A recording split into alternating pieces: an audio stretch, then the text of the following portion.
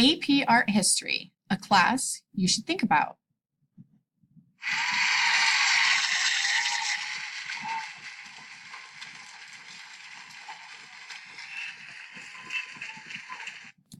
Hello, fellow art historians, and welcome to my AP Art History class.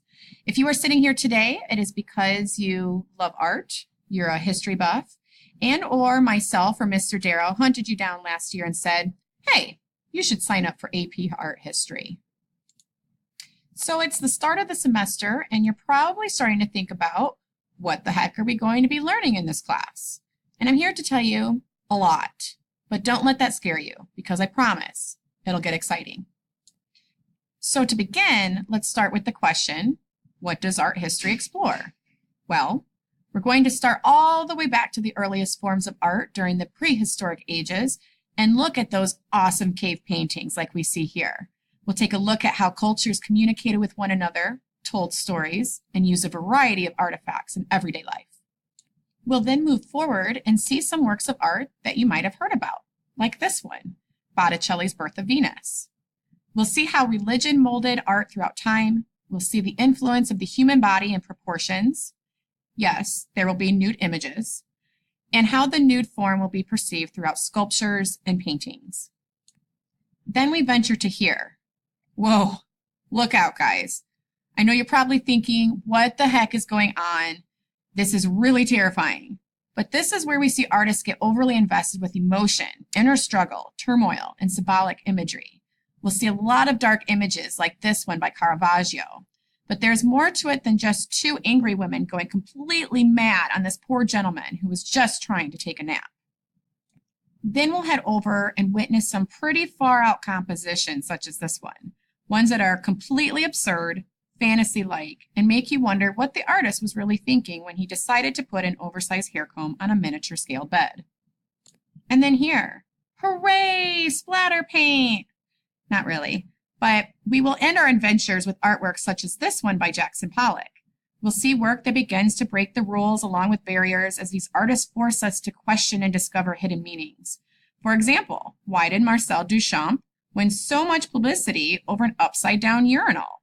More on that to come in the first couple of weeks of class, though, of course. Now, I'm not going to lie. Throughout our journey this year, there'll be some works that you find downright hideous, while your neighbor is in total awe over it. Keep in mind, though, that art is subjective, and there is no right or wrong interpretation on the work that we see. You'll often hear me ask the question, why is this piece so meaningful? And oftentimes, you'll want to shrug your shoulders and wait to hear what the next person or myself have to tell you. Well, I'm here to tell you that it will take time. The more that we discuss, the more comfortable that you will become. It's tough to look at a piece of work that often leaves you thinking, gosh, a kindergartner could have made this. But as critics, or in our case here, students thriving to become art critics, we need to dig a little bit deeper and question why it was made and what the artist wants us to think and feel.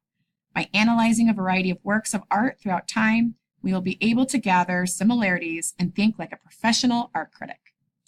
You'll also discover that what is included in art history isn't just a bunch of old paintings or sculptures created by old white men in Europe. We'll look at artifacts, architecture, installations, and performance pieces and be able to discuss their function, how cultures use art to display class and order, how civilizations and different religions relayed messages, as well as told stories throughout the period that we are discussing. Many students that take this class have either taken or are currently taking AP World History. It is not a prerequisite, of course, but it definitely helps get the information on both ends. Many of the buildings, the structures, and images you'll see here are ones that you've seen before, and you might not have thought that they were actually a part of art history. This will help bring to light new information of all of the historical events, cultures, and monuments that you've discussed in your social studies and history classes. We will also discover how art reflects the cultural values of the society it comes from. We will take a journey throughout the globe and learn about different religions such as the Buddhist, Christian, and Muslim faiths. We will get an opportunity to visit local mosques, synagogues, and churches to see how artistic influences still exist in the architecture today. One of the opportunities that students love about being enrolled in this class is the travel opportunities. Every year, only AP Studio and AP Art History students are offered the chance to travel to Chicago, Illinois, in the spring for a fun-filled art experience. Many of us, Mariana Benish and Carolyn Driscoll, are also taking advantage and traveling to Paris and London this spring. I'll be sending more information this week to parents if there are still interested students that want to embark on this adventure with us. I know that this might seem a lot to wrap your head around, especially since it's only the first day of the semester. But I promise you that if you love art, love history, and don't mind a crazy teacher like myself that fawns over certain art pieces and artists, then you are in the right place. Of course, if there's ever any questions or concerns at any time, please don't hesitate to ask me.